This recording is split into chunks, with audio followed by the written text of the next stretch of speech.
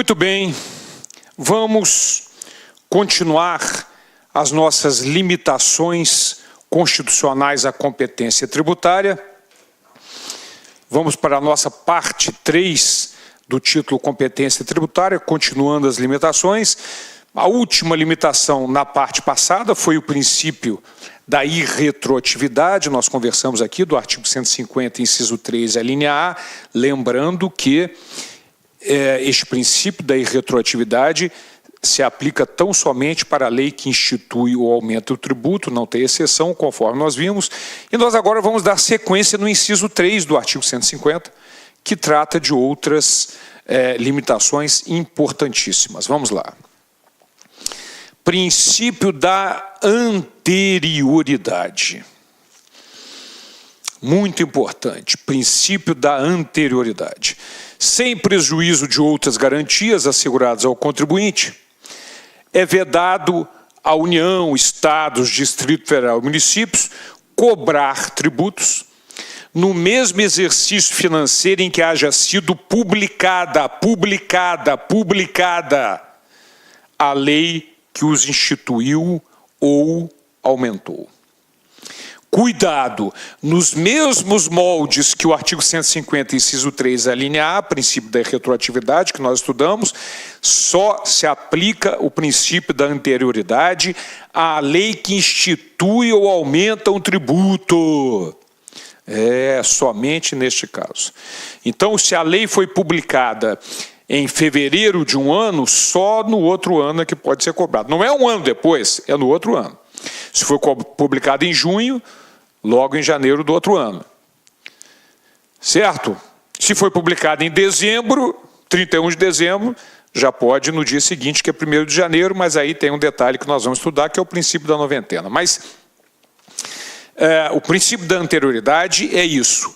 Você só pode cobrar o tributo no exercício seguinte em que haja sido publicada a lei que os houver instituído ou aumentado. Ok?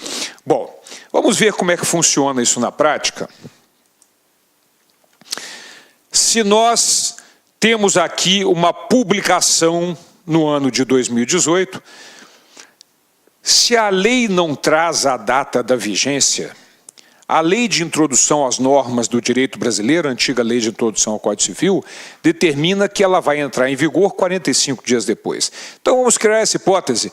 Vamos imaginar que a lei foi publicada e que não trouxe a data da vigência, então ela vai entrar em vigor 45 dias depois.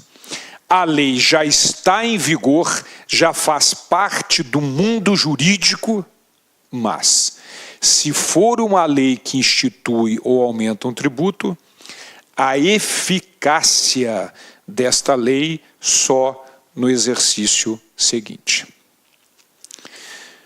Cuidado, vigir, ter vigência, significa fazer parte do mundo jurídico. Ter eficácia significa fazer efeito no mundo jurídico. Então observe, e até já foi uma questão da Receita Federal, para colocar certo ou errado, ou seja, a pergunta era a seguinte: é condição de vigência da lei a sua eficácia? Não. A lei pode vigir, ter vigência, mas não ter eficácia. Pode já fazer parte do mundo jurídico, mas não ter eficácia em função do princípio da anterioridade.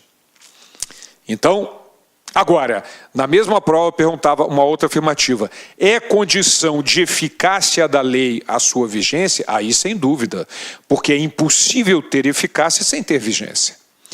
Mas ter vigência sem ter eficácia é possível em função do princípio da anterioridade. Já faz parte do mundo jurídico, mas não surte efeitos no mundo jurídico. Em função do princípio da anterioridade. Mas está aqui o Borbinha, lembrando que existem exceções. Como toda boa regra, tem exceções. Adivinhem quais são as 4 exceções. II, E, IPI-OF, II, E, IPI-OF, II, E, IPI-OF, II, E, IPI-OF, II, E, IPI-OF. As mesmas exceções com relação à fixação da alíquota, porque é permitido ao Poder Executivo fixar suas alíquotas, não há necessidade de lei. E se aumentá-las, não há necessidade de esperar o exercício seguinte. II, IPIOF, II, IPIOF, II, IPIOF, II, IPIOF, II, IPIOF. Mas tem mais exceções e nós já conhecemos. Os impostos extraordinários, evidentemente, não há necessidade de esperar o exercício seguinte. Os empréstimos compulsórios, quando instituídos por calamidade pública, guerra externa ou sua iminência. E as contribuições para a Seguridade Social, porque não há necessidade de esperar o exercício seguinte, basta esperar 90 dias. Ok? Então, exceções: II, IPIOF, II, IPIOF, II, IPIOF, II, IPIOF, impostos extraordinários, empréstimos compulsórios, quando instituídos por calamidade pública, guerra externa ou sua iminência, e as contribuições para a Seguridade Social, que poderão ser exigidas em 90 dias, sem necessidade de esperar o exercício seguinte. É assim que funciona, são as exceções ao princípio da anterioridade. Legal? Bom, mas tem um detalhe importante. Quando eu comentei a respeito da definição de tributo, de novo, a gente voltando para a definição, tributo é toda prestação pecuniária, compulsória, em moeda ou cujo valor nela se possa exprimir, que não constitua sanção de ato ilícito instituída por lei. Eu falei que poderia ser lei complementar, lei ordinária, lei delegada e medida provisória. Nós já sabemos até os 4 tributos que só podem ser instituídos por lei complementar. Mas a medida provisória é uma hipótese. Só que no caso da medida provisória, em se tratando de impostos, há um detalhe a ser observado. Vamos lá. O artigo 62 da Constituição determina que, em caso de relevância, o presidente da República poderá adotar medidas provisórias com força de lei, devendo submetê-las de imediato ao Congresso Nacional. Essa medida provisória ela já surte efeito imediatamente, mas pode ser transformada ou não em lei pelo Congresso Nacional mais tarde. É lógico que é em caso de relevância e urgência, só que no Brasil isso virou uma prática, né? Uma fábrica de medidas provisórias que não tem nada de relevante nem de urgente, muito pelo contrário, tem de interesse. Mas é assim que funciona. E isso pode ser utilizado para a instituição de tributos. No entanto, cuidado, hein, gente? Em se tratando de impostos, o que nós vamos ver agora diz exclusivamente respeito a impostos. Em se tratando de impostos,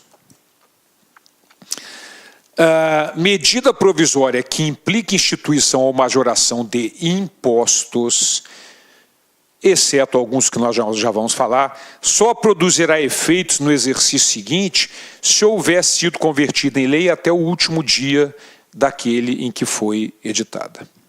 Tem as exceções, nós vamos conversar sobre elas, mas o que acontece é isso. Se aqui foi feita a publicação da medida provisória, normalmente ela já surte efeito, mas se for para instituir um imposto, ela só terá eficácia no exercício seguinte, nós sabemos pelo princípio da anterioridade.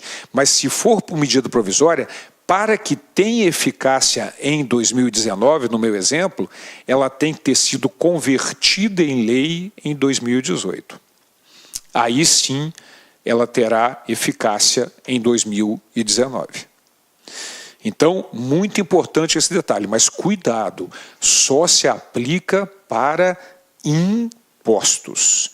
Só se aplica para impostos, ok? Então, tem as exceções, adivinhem quais são? II, IPIOF, II, IPIOF, II, IPIOF e os impostos extraordinários, evidente. Imposto extraordinário é exceção. Então, II, IPIOF, II, IPIOF, II... Olá, meus amigos, minhas amigas, sou o professor Luiz Antônio Carvalho, com muito prazer muita satisfação, estou aqui para convidar vocês aí para a nossa caminhada junto à aprovação do concurso de auditor fiscal da Receita Estadual do Estado da Bahia, Cefaz Bahia 2018.